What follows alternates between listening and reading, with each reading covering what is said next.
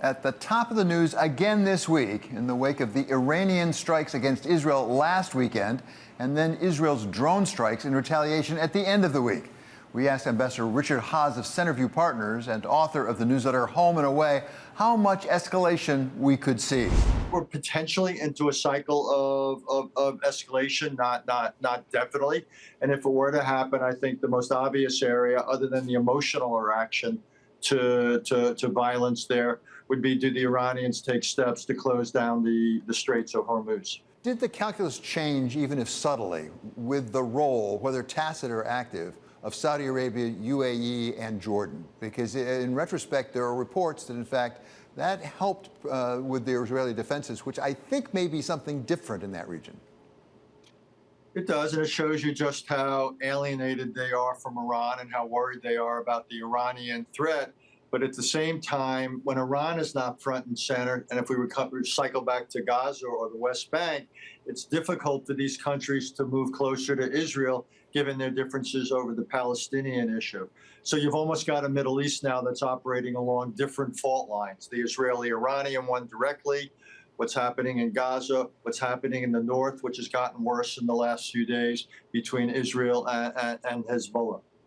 Many of us follow the news carefully, whether on TV or reading the New York Times, Wall Street Journal, but much of what's going on we don't see. It's below the surface, as it were. You were part of that when you were in the State Department with Colin Powell. You've been in those rooms.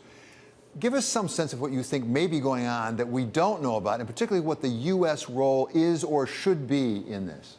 Well, the big thing is the U.S. is trying to be reassuring to Israel. At the same time, they're trying to urge them not to respond against Iran. The parallel here, David, is when I was at the White House in 1991. It was the opening days of the Gulf War. Iraqi Scuds were landing on Israel. And we, the Bush administration, Bush 41, prevailed upon the Israelis not to retaliate directly against Iraq. We were worried that could break apart this coalition we had built. But we were in a very strong position then. We had 500,000 American men and women in uniform over in the Middle East. We were at the center of it. The Biden administration does not have that kind of influence over Israel right now. So I think its hand is somewhat weaker. Turn for a moment, if you would, to Ukraine. There are a lot of reports that the Russians are really putting more and more pressure on Ukrainian forces in the east of the country. And we have this debate going on in the United States and efforts in Europe to try to give more support to Ukraine. How bad is the situation, do you think? It's bad. It's getting worse. The shortages of munitions, the shortages of equipment it's frustrating. It's tragic. It's irresponsible. Let's be honest. Hopefully, the House of Representatives will correct this and reopen the spigot of aid to Ukraine. And if they do, Ukraine will not be able to liberate Crimea or the eastern lands, but they'll be able to hold the Russians at bay, as they've pretty much done for the best part of the last 2 years. So this is critical. This is critical not just for Ukraine, but for stability in Europe. And this is critical really for stability in the world. Chinese are taking note what we're doing here, and people are judging the United States. You know, when you're a great power, you don't have the luxury of doing things in isolation. What you do on one square of the chessboard affects inevitably how you're perceived by friends and foes alike everywhere else. Richard, you always take a strategic view of these things, not just tactical. But given what you just said about Ukraine, at this point, realistically, are we, if I can put us together with Ukraine and the Western world, are we playing for a tie rather than a win? As you said, it's unlikely that Ukraine anytime soon is going to liberate the eastern part of the country. Look, tie is not as good as a win, but it's a hell of a lot better than a loss. And I believe, given Russia's scale, given its war economy, the best Ukraine can get for the foreseeable future through military force is a tie. Then I think over time, and this may have to wait, David, beyond Vladimir Putin, I think Ukraine, if it has close ties to the EU, close ties to NATO, we continue to arm it, can play for a win, not through military liberation, but through diplomacy and the use of economic coercion. So you almost need to break this down in phases. For the foreseeable future, let's get a tie. Let's get a situation where Ukraine can continue to exist as a viable, successful country, where Putin is frustrated. Then over time, we can get Ukraine what's rightfully theirs. So, Richard, we, of course, try to address long-term investors, big-time investors here at Bloomberg. Give us your best advice that you would give to investors right now. You talk about the Middle East. You talk about Ukraine. By the way, we haven't mentioned China, with now new tariffs on Chinese steel coming in an election year. And we have an election year, which itself may pose some real issues for the United States and even for financial markets. If you're an investor, what do you need to have on your dashboard? What do you need to be most concerned about? You need to have a seatbelt and keep it fastened, David, more than anything else. Look, you've got the two parties competing over how tough they can be on China, over protectionism to some extent, which is all problematic and obviously has all sorts of consequences for inflation. The pressure will be to tighten flows across the border, whatever, even though that's a good thing, I would argue, in terms of security. Also, again, that could add to inflationary pressures if we suddenly don't have so much labor that's available.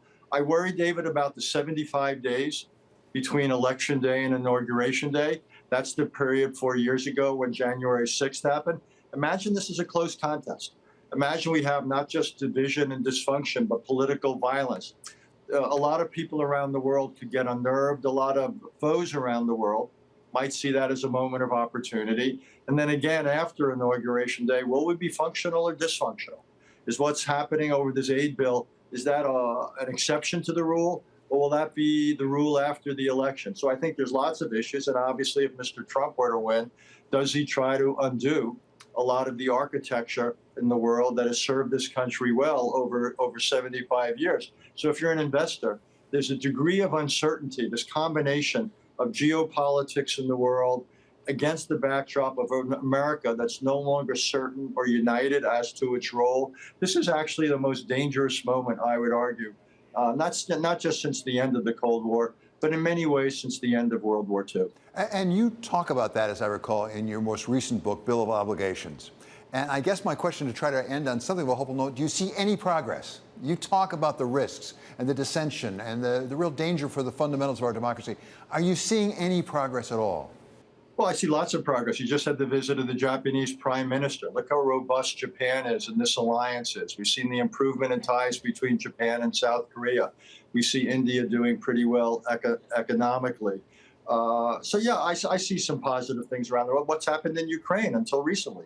The fact that the United States and Europe were willing and able to step up to make Ukraine, help put Ukraine in a position where it could frustrate Russian aggression and ambitions. That was pretty impressive. So to me, the biggest single question is whether we come together, or at a minimum, avoid really severe dysfunction and violence during those critical 75 days after the election, that we see no reprise of January 6th.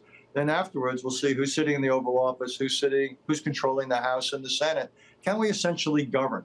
I don't have a crystal ball, but all I know is, David, that so much depends upon our role in the world. The world is not self-ordering, self-organizing.